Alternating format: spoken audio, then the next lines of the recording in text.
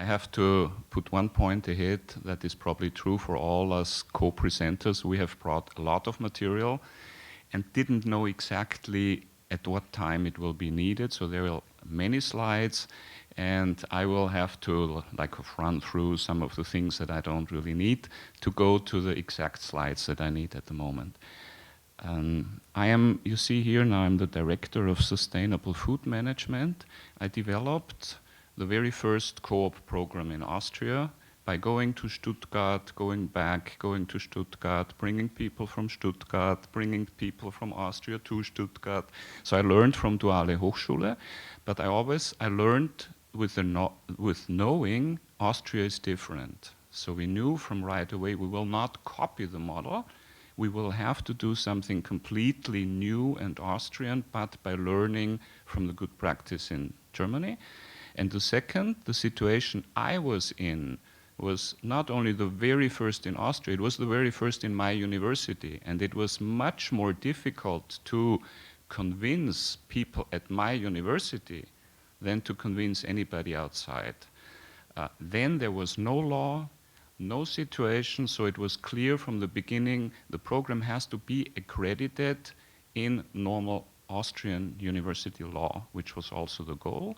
Now, 15 years later, we just produced the first document at ministry level that describes the features of what is a dual study. And we're lucky, we only have 5 programs, 3 in my department, in all Austria. 1 in Vorarlberg, 1 in Lower Austria, and 3 at our university. So we are still in a situation where we can make a definition where everybody else can dock onto, not like in Germany where there are much more than 1,000 programs.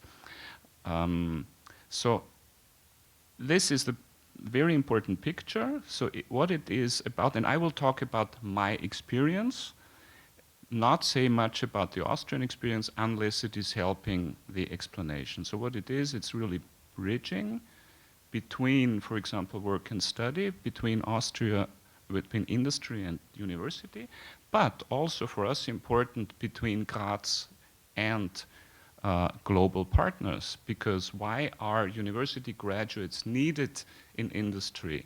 Why do they have to have soft skills and key skills also related to work? Is because our companies want to go global.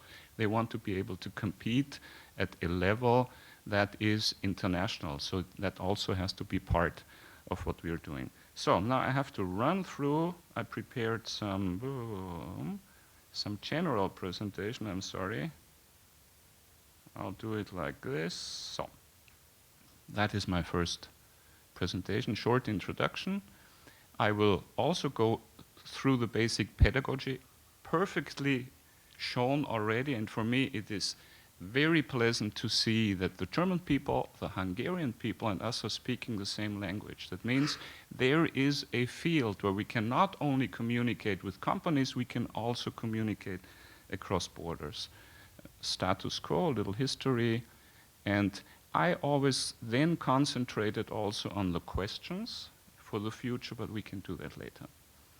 So we have 28 bachelor, 26 master degrees. We're a University of Applied Sciences in Graz, Austria. We have 6 departments. I'm located with my programs in the engineering department, together with the automotive engineers, with the aviation engineers, and the electronic engineers. We have more than 4,000 students at the moment, 4,500 students. Most of the information you find in the internet, so if you're interested, and you'll see, you will not find much about dual or cooperative. It's not a focus. At Austria, we are a young institution, 22 years of universities of applied sciences, and we are running, most of them are running after the universities. Most of them are longing to become something like university, research-focused, publication-focused.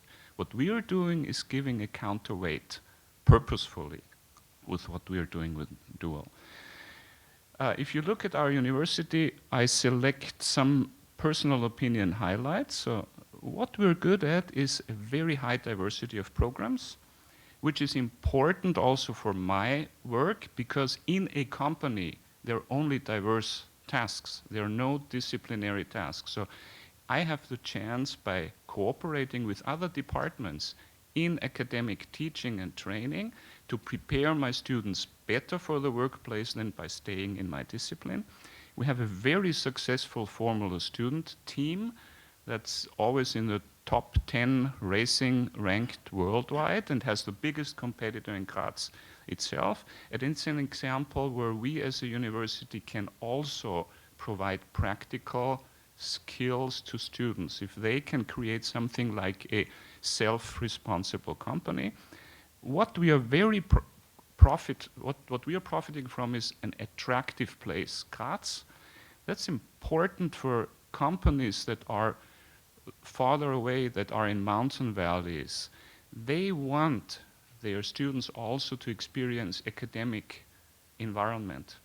They don't want them to be only working.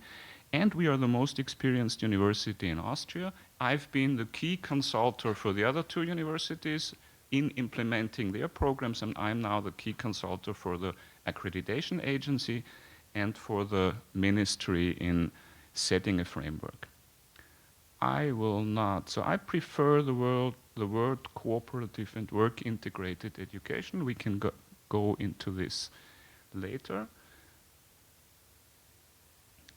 You've seen the learning cycle, and you've seen the simplification between work and study, same situation, and the same problems you have to put it into everyday practice. This for me, maybe I can put it, this is really my personal experience. What is different? And if you consider these sentences and translate it in everyday procedures and quality assurance, you will understand why quality is so difficult to achieve, because it has to combine cooperation, integration, and reflection by everybody. But if you can do it, you really have good education. You have very good education. If you see point 2, very important, we create many interfaces, many more interfaces than we have in a regular program. So I have brought with me a lot of information of actually how do we do this? How do we manage these 100 interfaces? And the fourth, it's also a goal in European higher education, in the new standards and guidelines, is how do you create individual learning paths? That is a field where we are world champions when we actually put dual education into practice. But that is a totally different role for a university. Instead of teaching, you have to coach, you have to accompany students.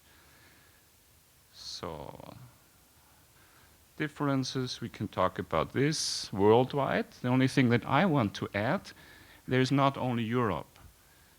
There is North America especially. I'm on the board of directors of the World Association for Cooperative Education, and I've learned a lot from my Canadian and American partners and have integrated that into my programs.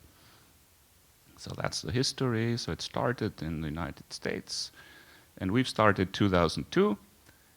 And these are now the programs I'm talking. So in 2002, we had we call it full-time dual bachelor program in production technology and organization, very similar to the Duale Hochschule Baden-Württemberg, only it was 4 years, is 3 years now, and the core competence is really trainee. We started the sustainable food management. Here I have organic farms for the first time as partners, even small organic farms. And the program from asking the field what you need was totally different. Not one company, but studying along the food chain. So they have to do an internship in a farm, internship in processing, internship in trade. So the core competence is a range. And then we have a master since 2014, and we will have a food master with the same organizational model in 2017. Here, the core competence of the student, he or she is responsible for the knowledge transfer between companies. Typical companies, and my last picture, that's how our programs look like. Dark color is the work term, white is the semesters, and you see similarities. And what is maybe the most interesting is now we have 2 years of experience of an actual dual master with the same model as in the bachelor, and I can tell quite a bit from everyday life. What is the difference? How are we doing? Thank you very much.